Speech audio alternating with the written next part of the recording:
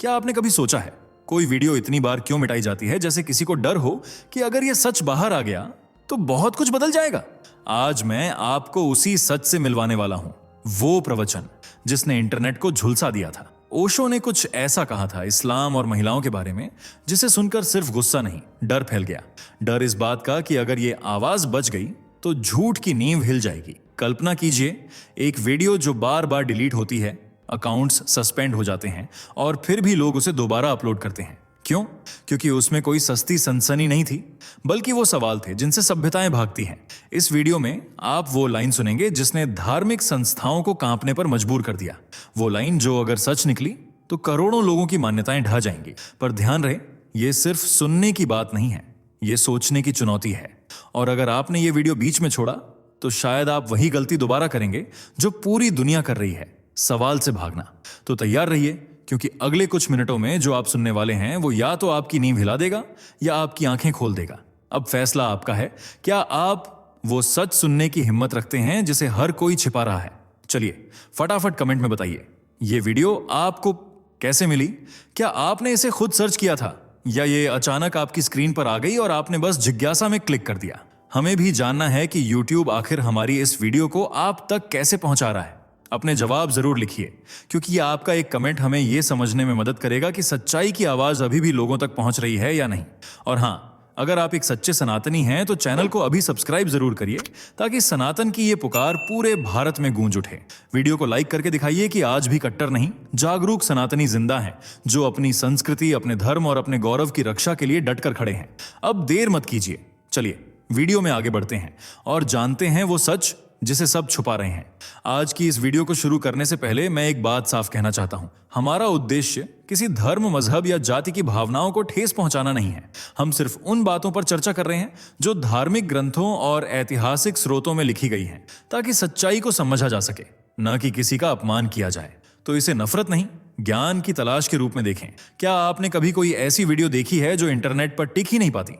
हर बार जब कोई उसे अपलोड करता है वो कुछ ही घंटों में गायब हो जाती है। कोई रिपोर्ट कर देता है, कोई हटवा देता है, और प्लेटफॉर्म्स भी उसे ऐसे मिटा देते हैं जैसे वो कभी थी ही नहीं। आज मैं आपको एक ऐसी ही वीडियो के बारे में बताने वाला हूं, एक ओशो का प्रवचन जो शायद आपने कभी नहीं सुना होगा, और अगर सुना भी है तो दोबारा ढूंढना नामुमकिन है। क्यों? क्योंकि ये वो वीडियो है जिसे कई बार इंटरनेट से मिटाया गया है, बार बार। कोई नहीं चाहता कि आप इसे देखें, कोई नहीं चाहता कि आप ये सुने कि ओशो ने इस्लाम और महिलाओं को लेकर क्या कहा था। जो भी इसे अपलोड करता है उस पर दबाव डाला जाता है, रिपोर्टिंग, ब्लॉकेज, साइबर हमले, सब कुछ होता है। लेकिन सवाल उठता है, ऐसा क्या बोल दिया था ओशो ने? एक आध्यात्मिक गुरु जिसे दुनिया खुले विचारों के लिए जानती है, उसने ऐसा क्या कह दिया कि वो पूरी एक कौम के लिए खतरा बन गया? क्या ये सिर्फ एक और विवाद है, या फिर ओशो ने सचमुच किसी गहरे छुपे हुए सच को उजागर किया? आज इस वीडियो में हम उस खोई हुई आवाज को फिर से सुनेंगे। वो बातें जो दुनिया आपसे छुपाना चाहती हैं, वो सवाल जो पूछने की इजाजत भी नहीं दी जाती। अब वक्त है उन्हें सामने लाने का। ओशो अपने एक प्रवचन में कहते हैं, मोहम्मद ने कहा है कि औरत कभी भी ना नहीं कह सकती, चाहे वो ऊंट की पीठ पर क्यों ना बैठी हो। अगर उसका पति उस पल भी संबंध बनाना चाहे तो उसे तैयार रहना चाहिए। रुको, एक बार फिर सुनो। ऊंट की पीठ पर औरत को इनकार करने का भी हक नहीं। क्या आप सोच सकते हैं कि एक धर्मगुरु, एक पैगंबर ऐसा कुछ कहे और इसे ईश्वर की बात माना जाए? यही कहा ओशो ने, और यही वो लाइन है जिसने तूफान खड़ा कर दिया। उन्होंने इस्लाम की उन शिक्षाओं पर सीधा हमला किया जिनमें महिलाओं की भूमिका महज एक शरीर तक सीमित की गई है। ओशो ने साफ कहा, अगर कोई धर्म यह सिखाए कि महिला की जन्नत सिर्फ इस बात पर निर्भर है कि वो अपने पति को संतुष्ट करे, तो वह धर्म औरत को देवी नहीं, भोग की वस्तु बना देता है। सोचिए, एक औरत की आत्मा, उसका ज्ञान, उसका त्याग, उसका प्रेम, सब बेकार अगर उसने अपने पति को ना कहा। ओशो के शब्द तलवार जैसे हैं, सीधे, तेज और बिना किसी संकोच के। और यही उनकी ताकत भी है और विवाद भी। जब उन्होंने ये बात कही तो उन्होंने सिर्फ एक धर्म की आलोचना नहीं की, उन्होंने उस सोच पर हमला किया जो औरत को बराबर का इंसान मानने को तैयार ही नहीं। यह वो पल था जब ओशो ने सिर्फ प्रवचन नहीं दिया, उन्होंने आईना दिखा दिया। जैसे ही ओशो का यह बयान सामने आया, इंटरनेट पर जैसे आग लग गई। वीडियो वायरल हुआ और फिर अचानक गायब हो गया। कुछ ही घंटों में रिपोर्ट्स की बाढ़ आ गई। यूट्यूब ने कम्युनिटी गाइडलाइंस का हवाला देते हुए वीडियो हटा दिया। फेसबुक, इंस्टाग्राम, यहां तक कि रेडिट तक पर इस क्लिप को ब्लॉक कर दिया गया। जो भी इसे शेयर करता, या तो उसका अकाउंट सस्पेंड कर दिया जाता या फिर उसे धमकियां मिलने लगती। क्यों? क्योंकि यह सिर्फ एक बयान नहीं था, ये एक सवाल था उस व्यवस्था पर, उस परंपरा पर जो सवाल उठाने की इजाजत ही नहीं देती। और यही बात कई एक्स मुस्लिम कम्युनिटीज को अंदर तक झकझोर गई। उन्होंने इसे एक चेतावनी नहीं, एक सच मानकर देखा। उनके लिए यह वीडियो किसी हथियार जैसा बन गया जो उन चीजों को उजागर करता है जिनसे वे खुद भागते रहे थे। उन्होंने इस वीडियो को बचाने की कोशिश की, इसे डाउनलोड किया, मिरर किया, रिपोस्ट किया, वीपीएन से अपलोड किया, लेकिन फिर भी हर बार ये मिटा दिया गया।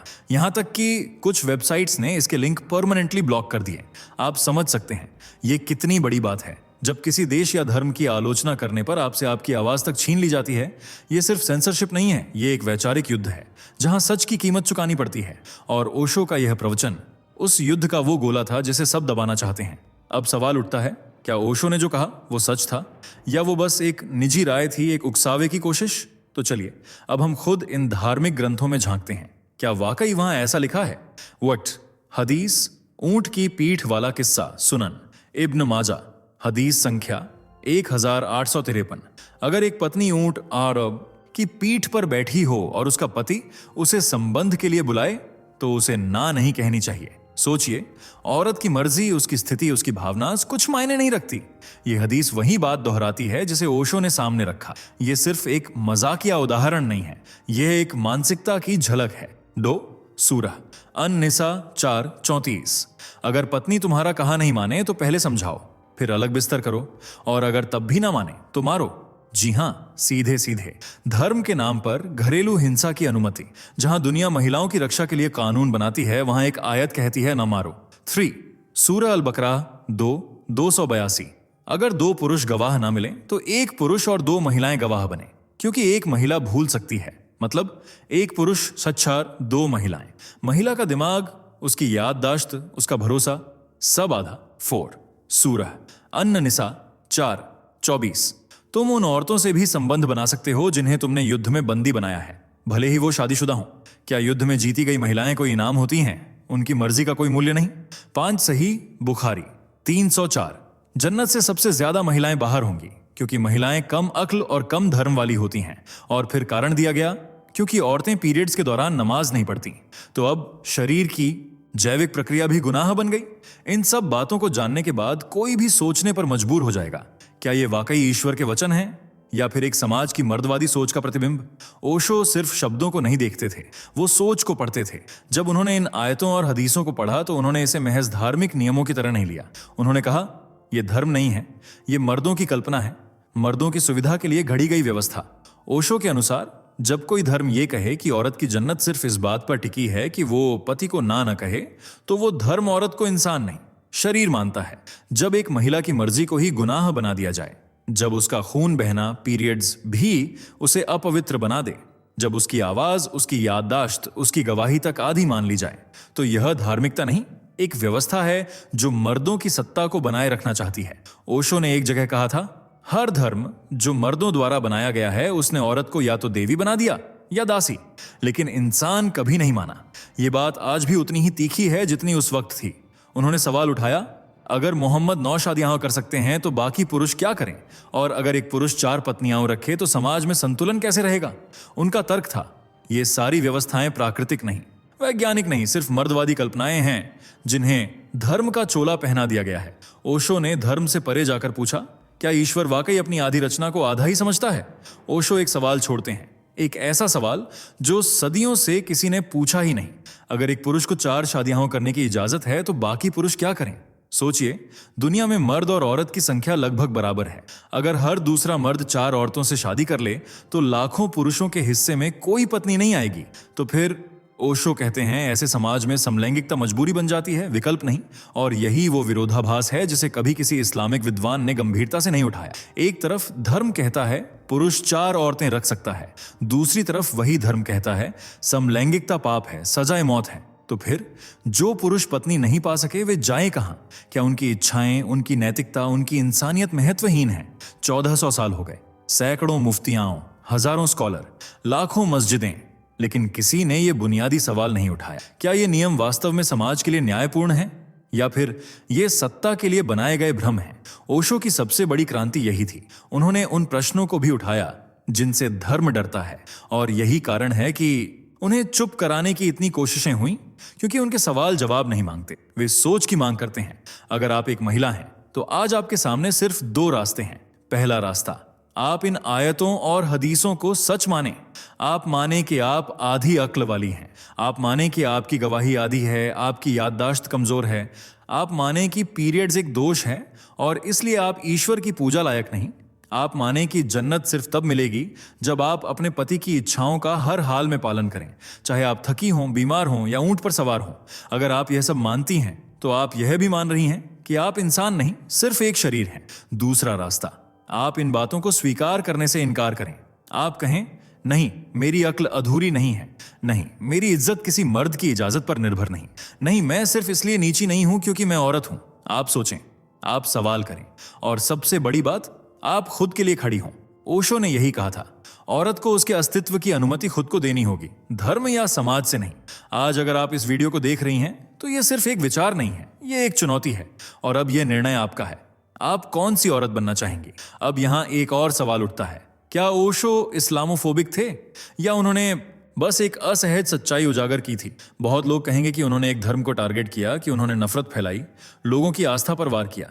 लेकिन जब मैंने खुद रिसर्च की तो जो हदीसें, जो आयतें ओशो ने गिनाई, वो सब धार्मिक स्रोतों में मौजूद थीं। कोई जोड़ घटाव नहीं, कोई मनगढ़ंत कहानी नहीं। तो फिर सवाल ये नहीं है कि ओशो ने क्या कहा, सवाल ये है कि क्या हम सच को देखने के लिए तैयार हैं? ओशो ने कोई प्रचार नहीं किया, उन्होंने सोचने पर मजबूर किया। उन्होंने वो कहा जो शायद आप अपने मन में वर्षों से महसूस कर रहे थे पर कहने की हिम्मत नहीं जुटा पाए। और सच तो यही है, सच्चाई कभी कभी कड़वी होती है पर वो नफरत नहीं होती। अगर इस वीडियो को देखकर आपको गुस्सा आया हो, अगर आपके दिल को चोट पहुंची हो, तो रुकिए। ये चोट उन बातों की वजह से नहीं है जो आपने अभी सुनी है।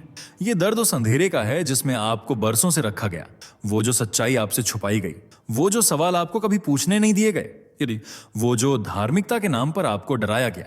अब जब रोशनी सामने आई है तो आंखें चौंधिया गई हैं। पर याद रखिए, दर्द रोशनी का नहीं होता, दर्द उन पलकों का होता है जो बहुत लंबे समय तक बंद रहीं।